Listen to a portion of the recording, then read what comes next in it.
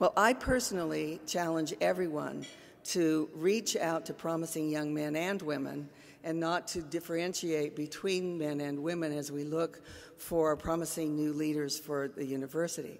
But I also encourage people to think about what it's like to be underrepresented in a group that's making decisions and exercising leadership. And I'll tell you a story.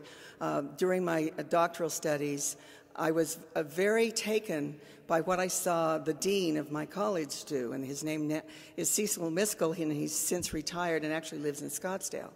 But I remember watching, I'd been invited as a graduate student to participate in a major policy initiative, and most of the people around the table were men. A few of us were women, and there were one or two people I would describe as underrepresented minorities around the room. Now, all of you, male and female, have probably recognized this happening, and it's a well-known group phenomenon. Your degree in psychology has probably taught you this, that when groups are having active discussions about tough decisions, and a person who is clearly underrepresented or a minority in that group makes a rather dramatic suggestion or comment, it is actually not uncommon for the group to politely move on and start talking about something else. And a few minutes later, for someone else in the room to rephrase what was already said and be recognized as having presented a truly brilliant and innovative idea. It happens all the time.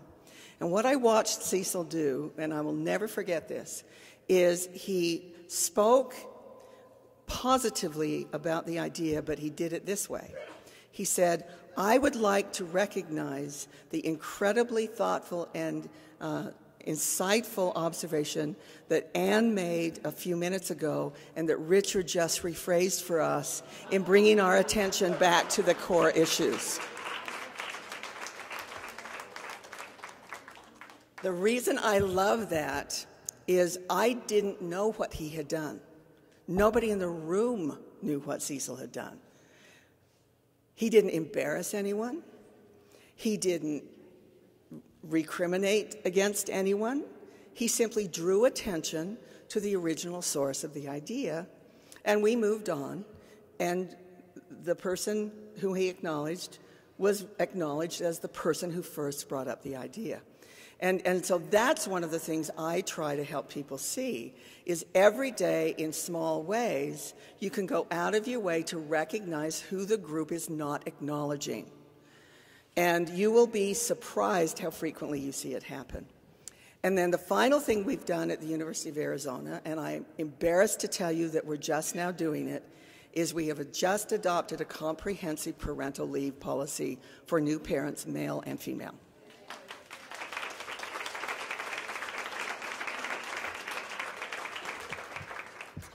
I simply assumed we had one.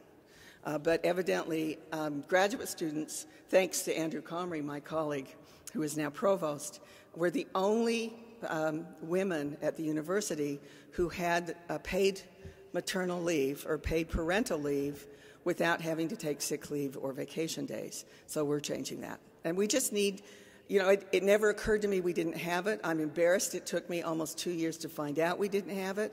But when we find those kinds of heritage, traditional policies that make it difficult for women to succeed, we need to address them.